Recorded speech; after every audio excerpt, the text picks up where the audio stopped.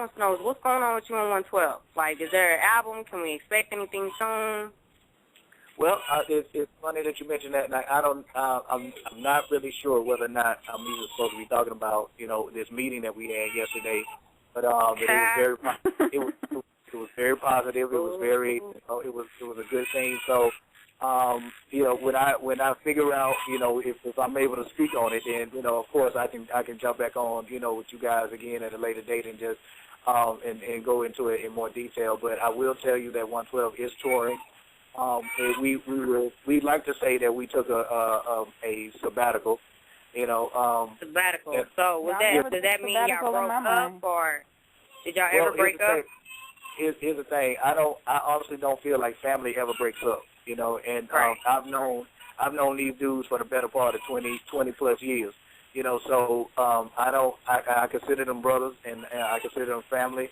Our families are intertwined with each other's families, so I never considered, us quote unquote breaking up. It was like any other family, we have our ups and we have our downs. But the thing about family is like when it's time for us to have a sit down and commune and fellowship with each other, the good Lord will make it able for us to do that, and we'll all be of right minds and right spirits in order to receive him and what we need to do in order to move forward. So having said all that, 112, in my opinion, has never broken up because family, in my opinion, cannot break up. But we did take a minute off from being around each other, because just imagine, if you will, being 14, 15 years old and always being around three other dudes.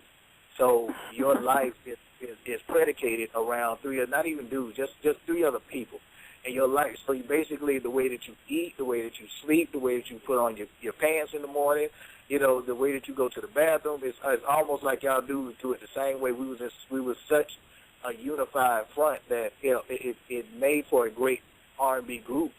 But as far as us being individuals and knowing who we are as men just outside of 112, that kind of got stunted a little bit. So it was more so a natural progression of us wanting to go out, and it just as a man, and just as a person, period. You want to know what your self-worth is. You want to know what it is that you're able to do, and on an individual tip, be it solo album, be it if a column, or be it you want to be a chef somewhere, or whatever it is that you want to do.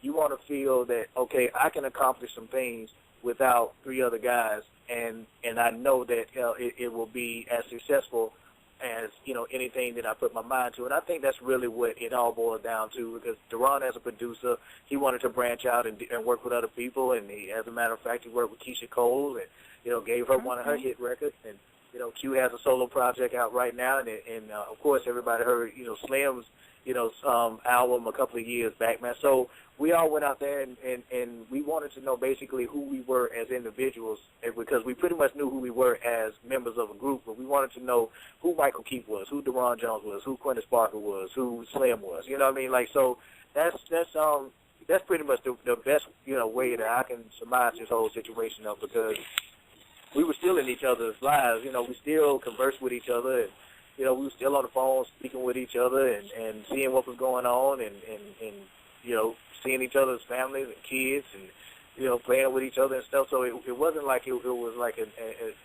some negative thing that happened. It was just, it was just time for us to grow up and grow out. But once we went out there and seen what it was, and okay, I've done that. Let me go back home to where I know it, what is good. So, and plus we owed it to our fans, to get back out and do what we do. Because everybody, it's all cliche, to hear, it's not about the money and this, that, and well, that's bullshit. It is about the money, but it's also about, the fans as well, and being appreciative to those. It's just like an investment. It's just like being in a bank and or having some stocks and some bonds or whatever, and if you put some money into something, or you invest in something, you want to see a return. And our fans invested a lot of their money and a lot of their time and a lot of their spirit into the branding of 112, because we would not have been successful without y'all. So, it was only fitting and only right that we reciprocated and came back out, man, and did some more music, man. And I honestly can say, man, it feels so good to be back out amongst, with my brothers and on that stage performing and doing what it is that we were put on this planet to do, and which was, to be, the best R&B group that's out there right now, hands down. So, that is my belief, and until, the good Lord shows me another way, then I'm rocking out with 112. So, but all right. yeah. So hopefully that cleared a lot up, man. But we never broken up, in my opinion. It was never a breakup. It was just like, hey, man, let me go find my journey. Let me go find my path, my own individual path. And if everything being right, then it'll lead me back to 112, which it did. That's great. That's awesome. Well, that was all that stress. I was wondering if it was like the escape situation, but because a lot of 90s groups did end up breaking up, so it's good to know that y'all still together and y'all just kind of had to find yourself as men.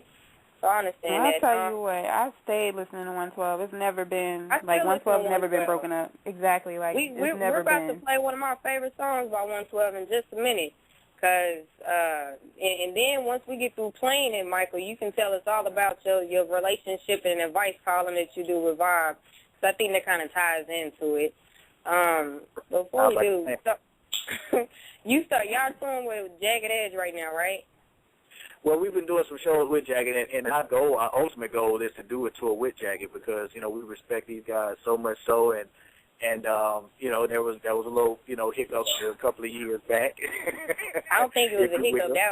Was it a hiccup or was it competition between y'all? Because y'all are both the 90s group. Well, we're grown men. Well, yeah, we're grown men, and as grown men, we're always competitive. If you're on the b-ball court, if when it comes to women, whatever, we're just competitive. Like it's in our nature just to be competitive. And so there's always going to be competition there, but it's a healthy competition now versus when we was younger, it was just like a lot of bloviating and other, man, we the best, no, we the best, and instead of us just sitting back and appreciating the fact that hey, these guys are just as relevant and just as necessary and incumbent to the music scene as we are. And once we got that, and we just realized, because like throughout all that BS that was going on, I still was listening to that music. That first album to me is still a classic. And I'm really good friends with Kyle and Wingo, and we've always been like that. So we hashed that out a long time ago, and we're just really fans of these dudes, man, and just really appreciative of their music. Now we're gonna say, of course, 112 is the best, but like of course I ain't gonna come on the air and say no, they better than us. I'm never gonna say that, but I really have a great appreciation and respect for their music and their craft, because right now R&B music is in such a state of emergency right now. It's ridiculous. Yes, it really is. State of emergency. R&B music is almost dead. We need we are level orange with R&B right now, man. It is level orange right now because it is because and I have the utmost respect for these new artists that are out right now. But it's just something about the music that came out of that late 90s, 2000, that whole scene, because we had substance in our music, and it wasn't about... I just got through saying it today. Substance is what lacks in the music today. We don't have any of that. Everybody's talking about popping mollies. Everybody supports drugs. Everybody want to be a crack addict. Yeah, and it's like, what, if that's your cup of tea, then cool. I'm all for it. Like, I'm all about, whatever's gonna make you happy at the end of the day. But it's like we have to get to a point where we're talking about much more than just getting high all day or just screwing all day or being in the club all day, because it's like, okay, where is the nurturing of the soul? Where is the nurturing of the spirit that, where the music from the 70s and the 80s, in the 90s, because everything was cyclical. The 50s enlightened the 60s, the 60s enlightened the 70s, 70s enlightened the 80s, the 80s, and it's like right now, I honestly blame us, because I feel like we didn't do enough to get these younger people, the younger generation. We didn't give them enough, because obviously they're going astray a little bit when it comes to like the substance of music. So that's why 112 and Jagged and Drew Hill and Silk and Blackstreet and all these groups we just need to come together, man, and put some more R&B music out, so we can remind the world, man, that it wasn't all about popping mollies or being in the club or about the financial all the time. It was about making love. That's what we do. We R&B dudes. We talk about making love. So let's get back to love, man. Speaking of making love, we're going to talk about all of that in just a minute. Right now, what I want to do is play one of my favorite songs by 112. I don't know, you had to have an album in order to know about this one. We're going to play Player by 112. That's one of my songs. When we come back, see, Michael, I'm taking you back. When we come back, I want to hear about your column with Vibe Magazine. So, Kitty, go ahead and take a commercial break. All right. I'm a player. Girl, I thought you knew when you started messing around with me. Knew I wouldn't commit to you, 'cause I'm a player, yeah. And I know you can't see it in my eyes, 'cause everyone says that I'm innocent, and if you come, it's no surprise that I'm a player.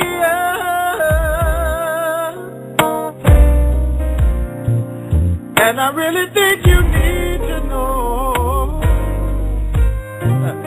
that I can love you right now, baby, 'cause I still need more time to grow. But when I do, get ready, that's all, to settle down. Baby, the first one I'm calling. It's you. Oh, when I do, get ready. When I get ready to settle down. When I get ready, oh, baby, the first one I'm calling. It's you. But until then, I'm a player, and I've traveled all around the world. I've broken many hearts, and it really hurts me to say this to you, girl, but I'm a player,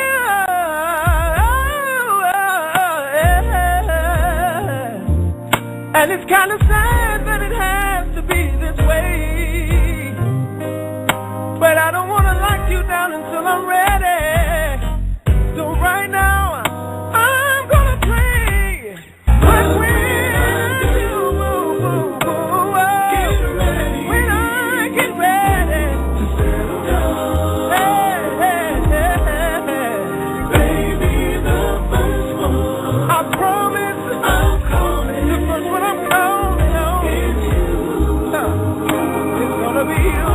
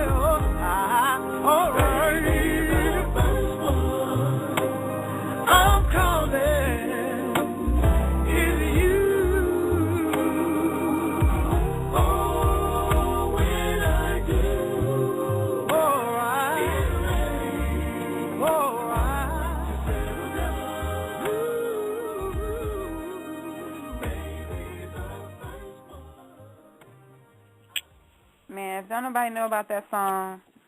Don't nobody know about that. They ain't Man. talking about that. Michael, do you know how many girls I done played that song for? Quite a few, I would imagine. That was my alibi as a team. Like, I didn't have the words, so I was like, you know what? It's not your fault. It's mine. And I just go ahead and just start playing the song. You know how you used to leave a song on a voicemail? I used to leave that song. I used to leave that song on like 4 different girls' voicemails at the same time. Like, you know you're wrong. They probably mad at our ass. Now, you son of a... They might be listening. I'm sorry. Now you know. Nah, but you know what? The cool thing about that was, and the thing I love about our music is that we were honest about our music. Like, we wasn't trying to, our music we weren't going to swim the deepest ocean. We weren't going to climb the highest mountain, but, we were going to love you for life. And, we was going to be straight up with you, man. And that's that's the thing that I, make it on my daily, my daily life. I will make mistakes. I will, at that time in my life, I was a player, you know what I mean? So I played. So it wasn't right. And the reason why it was so believable because at that time it was true, you know what I mean? So it's like it's one thing for me to be like, hey, no, I'm a good guy and I'm out here playing. It's like it just won't sound right on the music, you know what I mean? So y'all kind of did that with Cupid. Y'all talked about love. Y'all had some songs that kind of reached everybody. Y'all talked about love. Y'all talked about heartache. Y'all talked about straight getting it. Yeah, man. We had those different aspects. Exactly. No, we can do it anywhere. Bump Peaches and Cream. Anywhere, Peaches and Cream is like, we had to be a little subliminal with Peaches and Cream, so it was more suggestive. I didn't even get Peaches and Cream till I was about, I don't know, maybe 19. I was sitting there listening to it. I was like, oh. Because when it came out, I was like in the 7th grade. Yeah, see, a lot of people, it hit them, it was almost like they were driving or something. Like, that's what they was talking about. Oh, okay. Yeah, so, y'all did that kind of like, it reminded me of the 70s, when they used to do the Mary Jane and they had all those subliminal songs where they said something, but you thought something totally different. And then when you start listening to the lyrics, you're like, oh, okay, I get it now. I'm going to give you a 112 fun fact. The reason why we went with the subliminal with the Peaches and Cream was because while we was in Daddy's House Studios, like trying to come up with the concept of the song, like we was ordering food. So Q tried to come up with it. Like we had song about being in love. We sung about getting sexy. We was singing about heartbreak and all this other stuff. So we were like, what can we sing about right now, man? Like it was just wrecking our brains. Like Peaches and Cream almost didn't make the album because we just could not come up with anything. And we were ordering food, and Q said, and let me get the peach cobbler. So we was like, peach, Georgia peach, Atlanta, 112, da-da-da-da. We just started throwing up all these ideas, and then Peaches and Cream came from that. But the reason why it was so subliminal is because we were watching VH1 or BET, one of those, and D'Angelo's Brown Sugar was playing. And, for those that don't know that, dude's talking about smoking weed. A lot of people think that he's talking about a woman. Brown Sugar is actually some weed that he's talking about. So he was very subliminal with it. And just to go back on what you were saying about, the 70s was very, with the Mary Jane, everything was real suggestive. So we wanted to talk about what we wanted to talk about, but we didn't want to alienate our fan base that looked at us as being these quote-unquote good guys, so we had to kind of ease the world into, the freaky side of 112. So we had to do it subliminally. So that's really where the whole, ism came from. You never know where you get inspiration from. So this dude was ordering food, and we was watching D'Angelo. That's the reason why Peaches and Cream is the way that it is right now.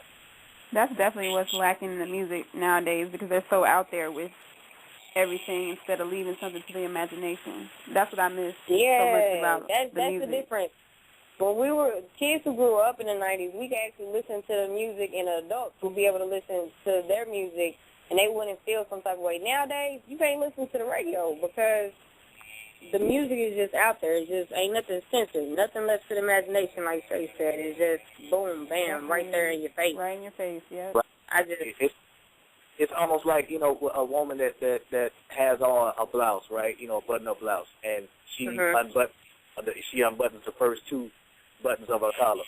It's like you see be part of her 60s, but you can't really see them, so it's like it leaves for the imagination.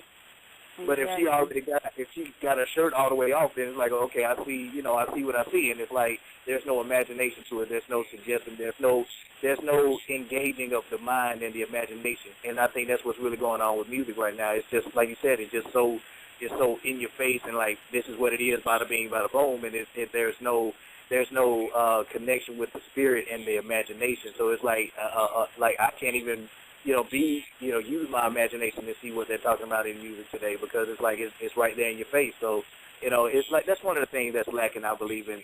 People are creative. Yeah, there's a lot of creative people out there right now, but it's like the subject matter is, and I keep harping on that, but it's important that we understand that everything has to have substance. In life, man, everything with merit, everything worth doing, everything must have some kind of substance. There's a reason why we do what we do, and if you're not giving people the reason, a valid reason why you do what you do, then you're doing a disservice to your craft. And it's like I honestly don't know, if you're not trying to invoke the spirit, and you're not trying to get people to evolve and stuff. It's like, okay, what are you doing in the music industry right now, or whatever it is that you're doing? What are you doing? Right. So what advice would you give to a new cat trying to get in the industry right now with the way music is going? I would, I would liken a new dude to how LeBron James is, and I've been watching this dude ever since. I'm a big sports fan. I'm passionate about my Falcons, the red and black. But for the most part, I really like this whole movement that LeBron is doing, because what I do like about when I see the interviews, this dude is aware of his history with basketball.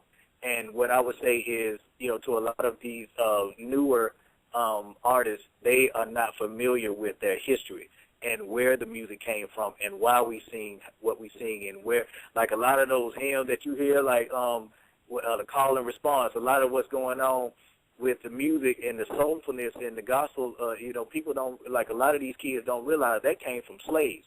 And that came from us, doing a call and response, because we were trying to communicate without the white masters knowing, that we were communicating ideas, we were communicating, just secrets, whatever it was, and that, and from that came gospel, and from gospel came rock and roll, and from rock and roll came R&B, and, a lot of people don't realize, a lot of these younger people nowadays don't realize to where their music comes from. I'm a vocal coach as well. And I asked one of my students, one of my earlier students, to do, to crescendo when they were singing this note that I wanted them to do it, and they looked at me with this bewilderment in their face, like, what the hell is a crescendo? And I'm like, you don't know what a crescendo is? No. You don't know what a decrescendo is? No. You know what legato is? No. You know staccato? No. And I'm like, what are we doing in the schools right now? So it's just really.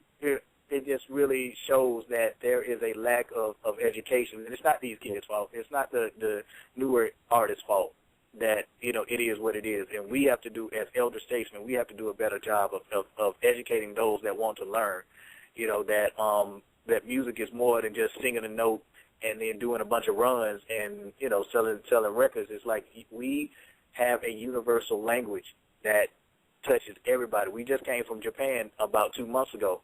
These people, for the majority's sake, could not speak a lick of English, but they understood and they sung our songs word for word, because it is a universal language that we all have. Math and music are the two universal languages that we have, and we use that to bring ourselves together, bring us closer as a unit. You can't imagine any history, any part in history, any era in history, without there having some music in the background influencing some kind of, movement. Back in the early 90s, for us, it was NWA. NWA, influenced a lot of these dudes. Now, when they were in rock music, it was Nirvana, and Pearl Jam, because it was based on the climate of what was going on in our, community. It was the current event that was going on, and the political stance that we had, the president that we had at the time, was there a surplus, or did we have money? Did we not have money? Were we inflation? Was it recession? All of these things, play a part in what's going on in music. The 60s played a very important and integral part in our development as far as the culture in the world today, man. Just imagine, if you will, if we didn't have the 60s, then there wouldn't be, if the civil rights movement wouldn't have as strong as a following as it was if it wasn't for those young people that needed to have something that they could, equate and have a connection with the older people at that time, and it was music. And if it wasn't for that, who knows where we would be at this point, man. So if people really need to understand, the history and the importance of, good music. And when I hear, school systems taking music out of the curriculum and things of this nature, and it's like we're just creating these robots, man. These future robots. Yeah, the schools and the math and the reading and all that thing is essential, but that creative energy also is just as important.